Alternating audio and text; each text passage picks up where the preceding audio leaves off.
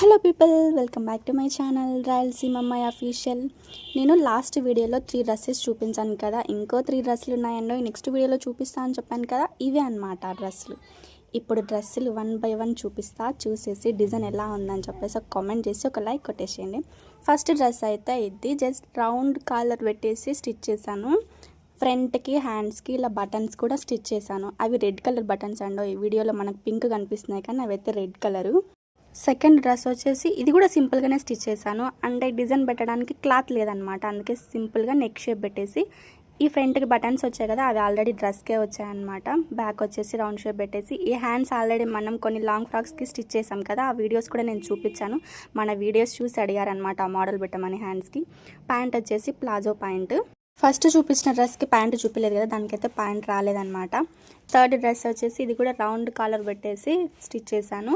ఫ్రంట్కి same colour క్లాత్తో ఇలా బటన్స్ అయితే స్టిచ్ చేశానండి.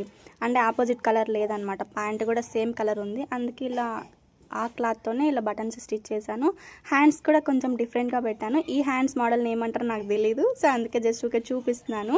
ప్యాంట్ వచ్చేసి ప్లాజో ప్యాంట్, అన్నిటికీ ఒకే మోడల్ అండి. సో వీడియో నచ్చితే ఒక లైక్ కొట్టి నా ఛానల్ సబ్స్క్రైబ్ చేసి సపోర్ట్ చేయండి. Thanks for watching. Bye bye.